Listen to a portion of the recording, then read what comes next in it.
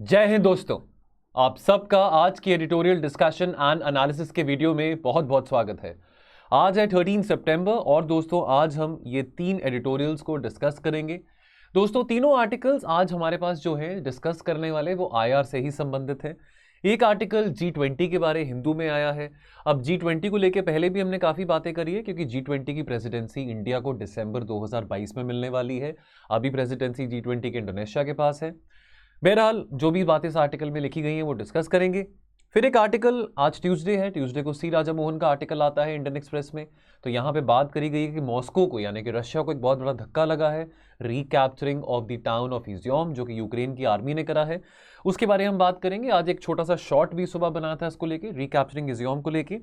लेकिन क्या message India को सेंड आउट हो रहा है इस पूरी लड़ाई में, वो हम बात करेंगे। और अंत में एक आर्टिकल बात करेंगे कि हम इंटरनेशनल रिलेशंस को तो बहुत स्टडी करते हैं, लेकिन इंटरनेशनल लॉ को हमारा देश इतना कम क्यों स्टडी करता है। ये आर्टिकल भी हिंदू में आया है। एक और बात बताना चाहता हूं कि इश्यूज दोस्तों जो आते हैं न्यूज़पेपर्स में, हम ये देख रहे हैं, ऑब्जर्व कर रहे हैं, अगर तो आप रेगुलरली पिछले कुछ 3-4 महीनों से इस इनिशिएटिव को फॉलो कर रहे हैं, that the issues keep on repeating. ना अब क्या करें, बाकी न्यूज़पेपर्स हैं। अब मैं अगर बिजनेस लाइन की बात करूं, फाइनेंशियल एक्सप्रेस की बात करूं, वहां पे भी इश्यूज मोर और लेस रिपीट हो रहे होते हैं। अब एक इशू आज फाइनेंशियल एक्सप्रेस में आया था जहां पे बात करी गई थी कि India is opting out of the Indo Pacific economic forum. तो अब वो एक डेवलपिंग स्टोरी है ना, वो डेवलपिंग स्टोरी है, छोटा सा आर्टिकल था, उसमें कोई और बातचीत आती है तो वो भी हम डिस्कस करेंगे। लेकिन जो भी इशूज हो, चाहे वो इकोनॉमी से संबंधित है, आईआर से संबंधित है, एनवायरमेंट से संबंधित हो, ठीक है, सोसाइटी से रिलेटेड हो, ये रिपीट होते रहते हैं। ठीक है, और अगर आप 3 महीने तक इस साइकिल को फॉलो करते रहेंगे, वीडियोस देखते रहेंगे, तो आपकी जो कैपेसिटी है, जो कैपेबिलिटी है to write answers on such topics, वो भी बहुत ज़्यादा बढ़ जाएगी। और इवेंचुअली आप रियलाइज करेंगे कि आप अकेले एडिटोरियल्स को पढ़ के ही अपना GS2 और GS3 का सिलेबस आसानी से कवर कर सकते हैं। सो ये कुछ बातें थी दोस्तों। बाकी क्वेश्चन ऑफ द डे जो रहेगा वो towards the end of the video होगा। Now without wasting any time let's start the first article. Great G20 power, great responsibility. जैसे स्पाइडरमैन के अंकल ने कहा था कि with greater power comes greater responsibility, तो यहाँ पे हम बात करेंगे कि क्या रिस्पॉन्सिबिलिटी और क्या पावर हमारे पास आने वाली है। तो बहुत बिजी महीना सितंबर का रहने वाला है। तो जो प्रधानमंत्री हैं नरेंद्र मोदी जी, वो अभी ट्रैवल करने वाले हैं। कहाँ पे? समरकंद जाने वाले हैं, उज्बेकिस्तान में।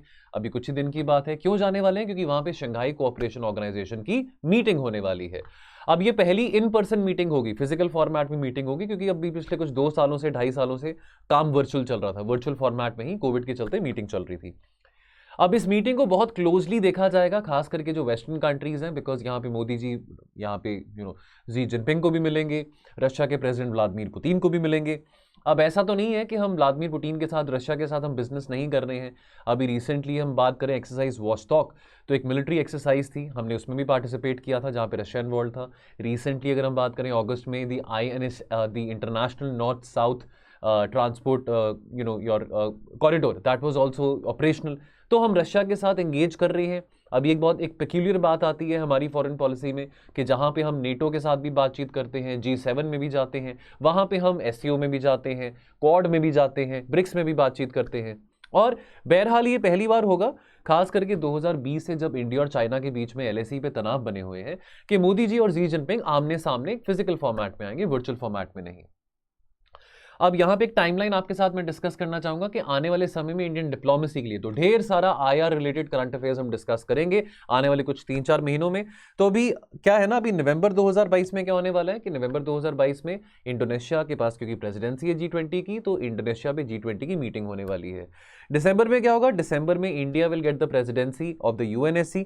जैसे कि आप जानते हैं इंडिया एक नॉन परमानेंट मेंबर है UNSC का। जनवरी 1 2021 से लेकर दिसंबर 31 2022 तक, ये 2 साल का जो टेन्योर है, इंडिया को नॉन परमानेंट मेंबरशिप मिली थी UNSC की। ठीक है, उसके बाद अगर हम बात करें दोस्तों सितंबर 2023 में, सितंबर यानी कि अगले साल इंडिया के पास प्रेसिडेंसी शंघाई कोऑपरेशन ऑर्गेनाइजेशन की होगी। तो इंडिया इस शंघाई कोऑपरेशन ऑर्गेनाइजेशन की मीटिंग को कंडक्ट करेगा, हेल्ड करेगा। और उसी के साथ अगले साल एक और बहुत बड़ी बात होने वाली है, क्योंकि इस साल दिसंबर से हमारे पास G20 की प्रेसिडेंसी आने वाली है। तो वो प्रेसिडेंसी हमारे पास 1 साल रहेगी, यानी कि अगले साल नवंबर में G20 का मीटिंग हम यहाँ पे ऑर्गेनाइज करेंगे, होस्ट करेंगे। तो अगले साल बात याद रहे, SCO की मीटिंग और G20 की मीटिंग इंडिया होस्ट कर रहा है। अब इसकी महत्वता क्या है, सिग्निफिकेंस क्या है? देखिए अब एक बहुत बड़ा ग्रुप है G20, है ना। अब यहाँ पे बहुत सारे देश इन्वॉल्व हैं। अब G20 जैसे कि आप जानते हैं लगभग 80% ऑफ द वर्ल्ड जीडीपी को डिनोट करता है। तो यहाँ पे इंडिया के पास मौका है, अपॉर्चुनिटी कि कैसे इंडिया सेंटर स्टेज संभाल के यहाँ पे कंसेंसस बिल्ड कर सकता है। और देखिए अभी we are coming out of pandemic recovery, Russia Ukraine war, volatility in prices, महंगाई की बहुत बड़ी समस्या है बहुत सारे देशों में। अब इन सब मुद्दों को इंडोनेशिया कैसे डील करता है, इंडोनेशिया इन द सेंस के इंडोनेशिया के पास प्रेसिडेंसी है, तो इंडोनेशिया इन सारे एजेंडास को कैसे डील करेगा, और ऐसे इन एजेंडास को जो यहाँ पे अभी फिलहाल जो नवंबर 2022 की जो G20 मीटिंग में जो बातचीत करी जाएगी, इंडिया कैसे उस एजेंडा को आगे कैरी फॉरवर्ड कर पाएगा। लेकिन हमारी डिप्लोमेसी के लिए, हमारी लीडरशिप के लिए एक बहुत बड़ा टेस्ट रहेगा कि हम होस्ट करेंगे G20 की मीटिंग को।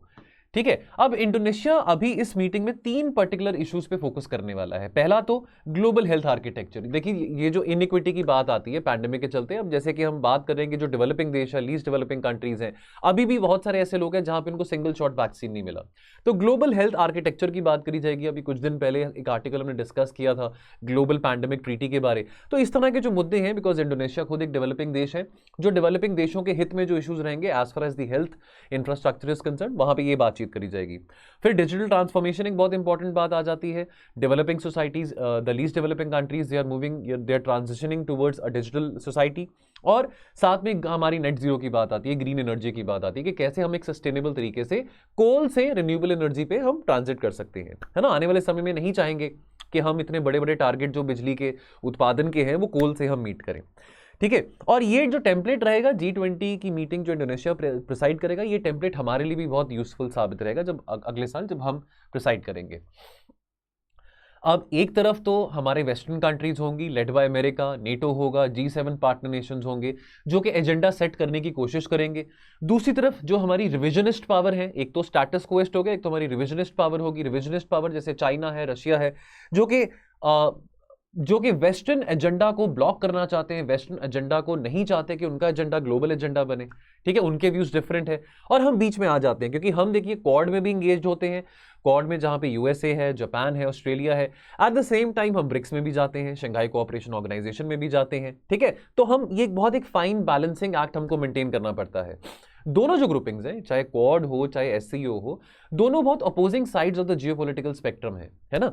अब इंटरेस्टिंग सी बात है, क्वाड का जो फोरम है वहां पे चाइना को कंटेन करने की बात करेगी, लेकिन एससीओ के फोरम में तो चाइना को कंटेन नहीं करा। यही तो हमारी स्ट्रेटेजिक ऑटोनॉमी है, दैट हम अपने नेशनल इंटरेस्ट को प्रमोट करना चाहते हैं। तो चाहे हम क्वाड में जाएं चाहे हम एससीओ में जाएं, हमारी अपनी ऑटोनॉमी है। हमको कोई कह तो नहीं सकता कि आप वहां पे क्यों जा रहे हैं, कि आप तो दोगले बन गए अगर आप एससीओ की मीटिंग में आप जा रहे हैं, तो ऐसी बात नहीं है।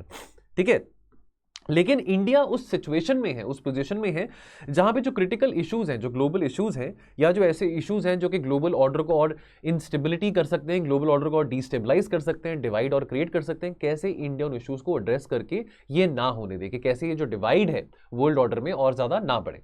तो ये मौका इंडिया के पास है अपनी सॉफ्ट पावर का लेवरेज उठाने का।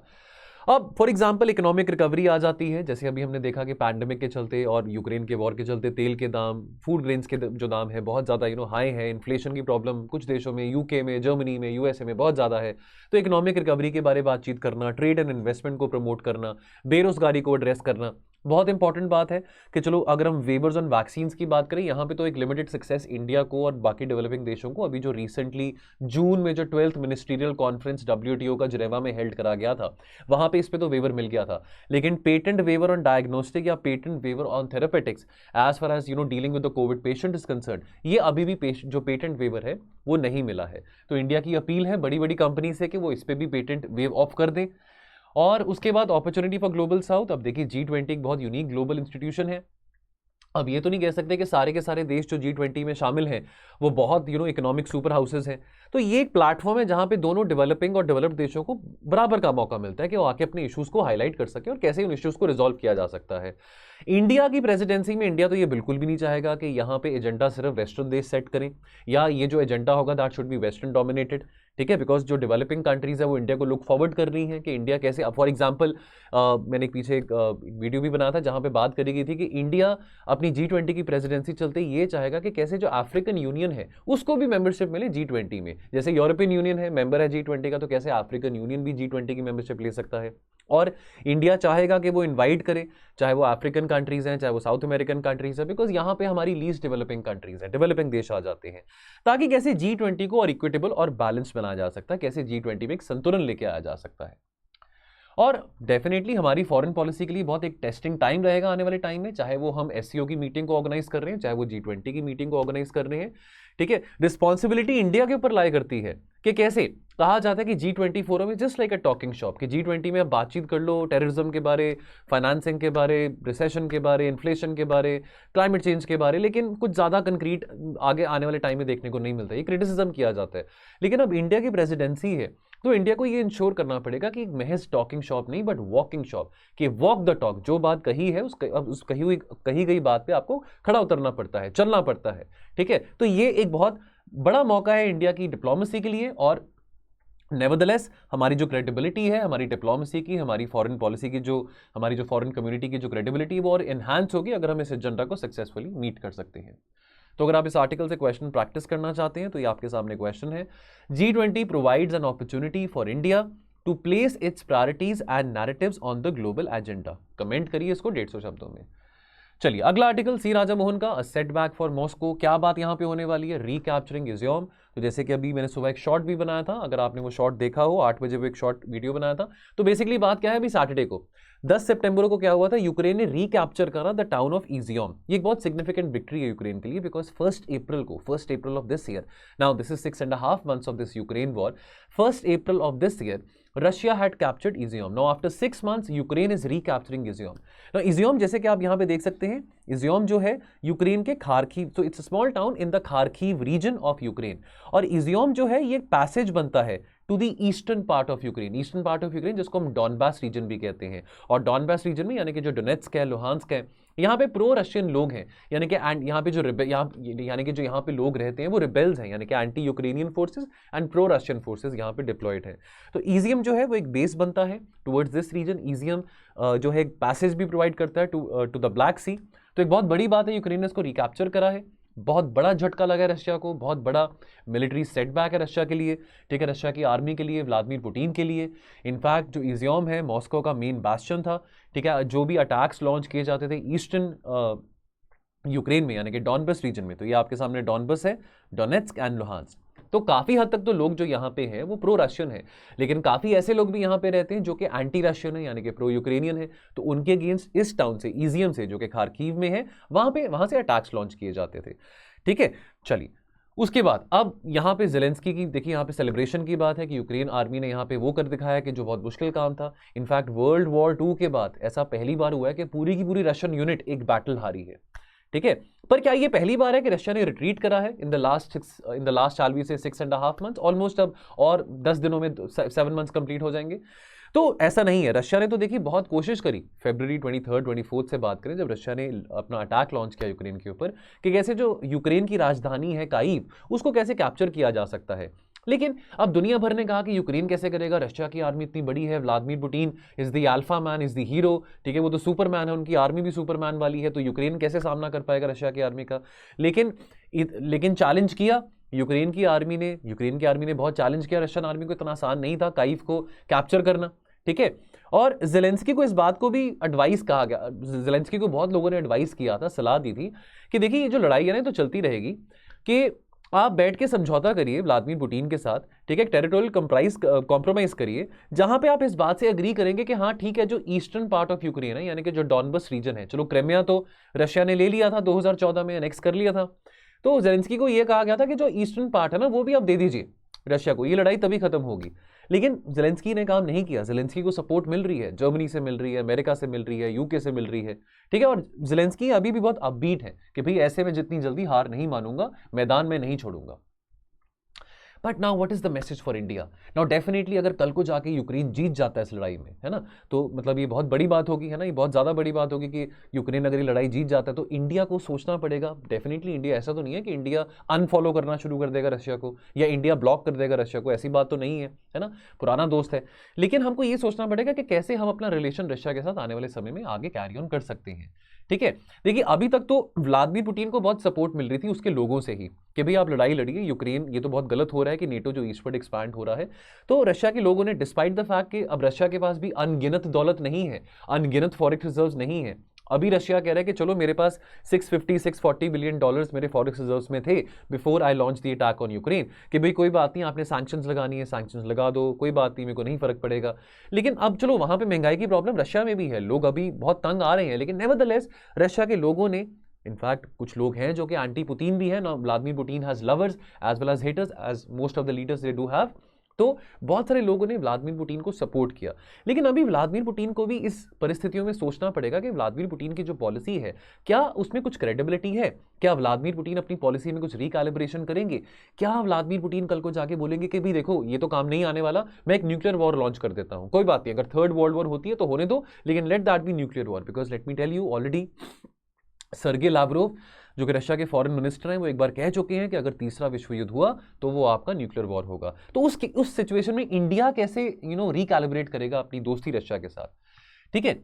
अब एक और जो मेजर एम था पुतिन का कि भी देखो स्फेयर ऑफ इन्फ्लुएंस की बात आती है कि जो मेरा स्फेयर ऑफ इन्फ्लुएंस है, व्लादिमीर पुतिन कहते हैं दैट देखो चलो 1991 में जो हुआ कि चलो वो कहते हैं कि गॉर्बाचेव ने जो किया वो बहुत गलत किया था, और लेकिन मैं उसको सुधारना चाहता हूं, मैं फिर से वो ग्लोरी बनाना चाहता हूं, रशिया की जो पुरानी ग्लोरी थी अब मैं फिर से वो यूएसएसआर टाइप एम्पायर खड़ा करना चाहता हूं। तो रशिया का जो इन्फ्लुएंस है सेंट्रल एशियन रीजन में तो बहुत ज्यादा है, लेकिन रशिया का जो इन्फ्लुएंस है ईस्टर्न यूरोप में वो कम होता दिखाई दे रहा था। जैसे जैसे नेटो ईस्टवर्ड एक्सपैंड कर रहा था वैसे रशिया का इन्फ्लुएंस ईस्टर्न यूरोप में कम होता दिखाई दे रहा था। तो लड़ाई किस बात की थी, ताकि रशिया का जो जोन ऑफ इन्फ्लुएंस है, स्फीयर ऑफ इन्फ्लुएंस है, वो बरकरार रहे, वो मेंटेन रहे।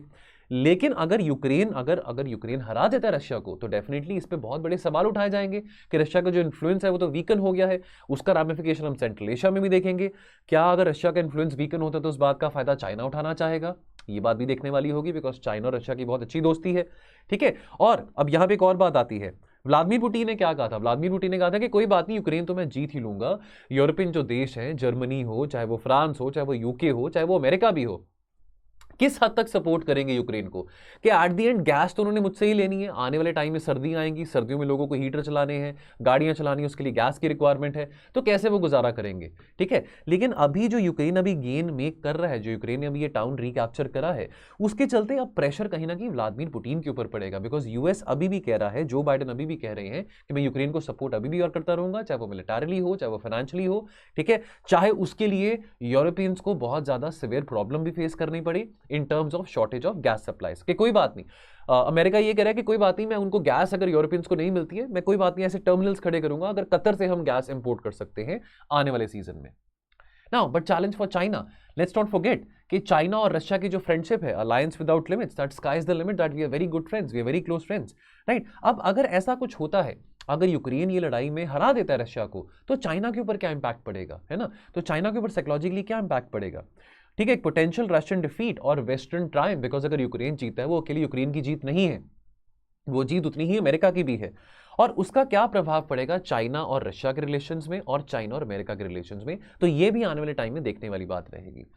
एंड एज फार एज अगर हम अपनी बात करें कंक्लूजन में, तो हमारा फोकस क्या है, देखिए हम इस बात को लेकर बहुत अटल रहे हैं दैट देखिए हम लड़ाई के अगेंस्ट हैं, हम अमन शांति चाहते हैं, हम नहीं चाहते कि शोर शराबा हो, कि खून खराबा हो, वो चीज़ हम नहीं चाहते हैं, ठीक है। रशिया हमारा मित्र है तो हम इस करके कोई ऐसे यूएसए स्पॉन्सर्ड रेजोल्यूशंस को सपोर्ट नहीं करेंगे, ठीक है।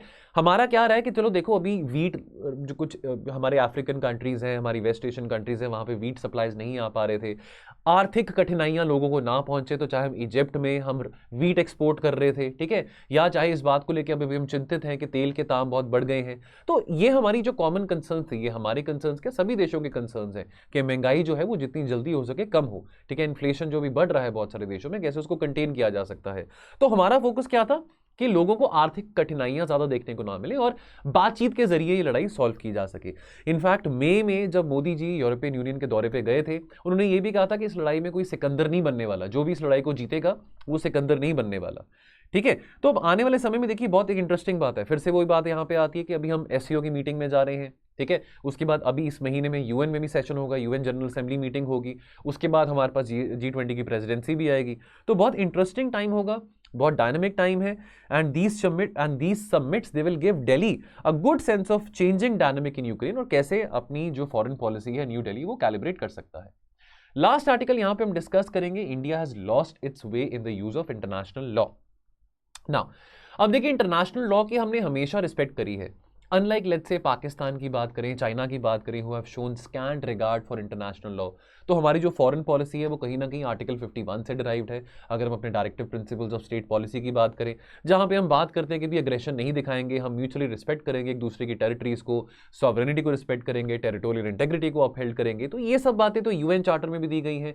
ये सब बातें इनहेरेंटली, चाहे हम नॉन अलाइंड थे, लेकिन फिर भी ये सब बातें नेहरू जी ने मोबिलाइज करी थी जब आपका अफ्रो एशियन कॉन्फ्रेंस हुआ था, बैंडोंग कॉन्फ्रेंस हुआ था 1955 में। चाहे हम नॉन अलाइंड थे, लेकिन हमने इन बातों को लेके बहुत स्पष्ट तरीके से कहा था दैट लुक, जहां पे इंटरनेशनल लॉ की बात है, जहां पे टेरिटोरियल इंटेग्रिटी की बात है, सॉवरेनिटी की बात है, इसको हम अपहोल्ड करेंगे और हम नहीं चाहेंगे कि कोई हमारी टेरिटरी में इंटरफेयर करे, ना हम किसी और की टेरिटरी में इंटरफेयर करना चाहेंगे।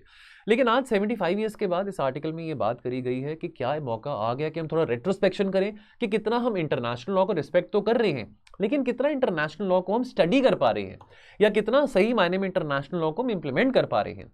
चलो अब दो ऐसे मेन कन्वेंशंस की बात करें जो कि इंटरनेशनल लेवल पे इंडिया के द्वारा बनाई गई थी, जिसमें जो आर्किटेक्चर था वो इंडिया था। तो टेररिज्म हो, है ना, टेररिज्म की प्रॉब्लम, अब टेररिज्म से हम बहुत मुश्किल समा फेस कर चुके हैं। तो चाहे वो comprehension convention on international terrorism है, चाहे वो ISA है, ये दोनों कन्वेंशंस इंडिया के द्वारा बनाई गई थी, ठीक है। लेकिन उसके बियॉन्ड हमने कोई कन्वेंशन ऐसी बनाई है जो कि इंटरनेशनली एक्सेप्टेड हो, या कितना हमने डीपली इंटरनेशनल लॉ को स्टडी करा है। इनफैक्ट चाइना इतनी रिस्पेक्ट नहीं शो करता इंटरनेशनल लॉ को, लेकिन चाइना बहुत ज्यादा स्टडी करता है इंटरनेशनल लॉ को, ठीक है। हम इतना स्टडी नहीं करते इंटरनेशनल लॉ को, है ना। हम यहाँ पे इंटरनेशनल रिलेशंस पे बहुत फोकस करते हैं। तो कहीं ना कहीं हमारे पास इस तरह के एक्सपर्ट्स की, इस तरह के टेक्नोक्रेट्स की हमारे पास शॉर्टेज है साउथ ब्लॉक में, मिनिस्ट्री ऑफ एक्सटर्नल अफेयर्स में, राइट। अब वेस्टर्न कंट्रीज जो है वो तो इंटरनेशनल लॉ का बहाना ढूंढ के, चाहे वो लिबिया है, चाहे वो इराक है, चाहे वो सीरिया है, वहां पे इन्वेड कर देते हैं कि भी हमने डेमोक्रेसी को बचाना है, डेमोक्रेसी को अपहोल्ड करना है, ठीक है, डिक्टेटरशिप के अगेंस्ट है। तो वो तो इंटरनेशनल लॉ को मैनिपुलेट करके अपने एक्शंस की लेजिटिमेसी जस्टिफाई करते हैं।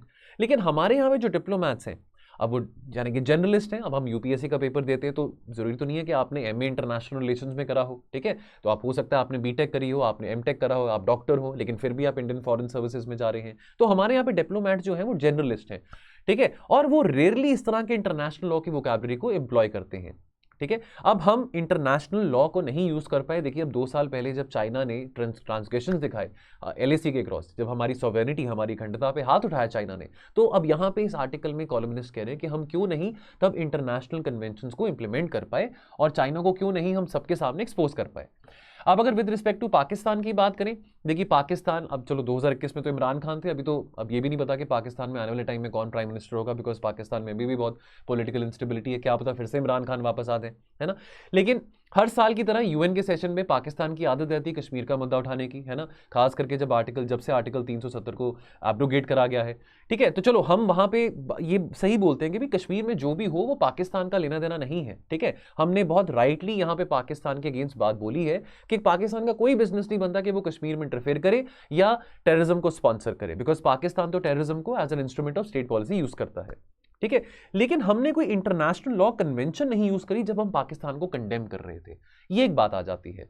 हमने, अब चलो कुलभूषण जाधव का केस है कि एक एग्जांपल है जहां पे हम इंटरनेशनल कोर्ट ऑफ जस्टिस तक गए थे, है ना, हमने वियना कन्वेंशन की भी बात करी थी, लेकिन उसके अलावा ज्यादा हमने, चलो क्रिटिसिज्म में बात आती है कि ICC जो है, ICJ जो है वो टूथलेस बॉडी है, लेकिन नेवरदलेस बाकी कंट्रीज तो इन इंटरनेशनल कोर्ट्स को यूज करते हैं। तो हमने इंटरनेशनल कोर्ट्स को इतना यूज नहीं किया for making Pakistan accountable for the breach of international law. Now this is the view given by the columnist in this article, ठीक है।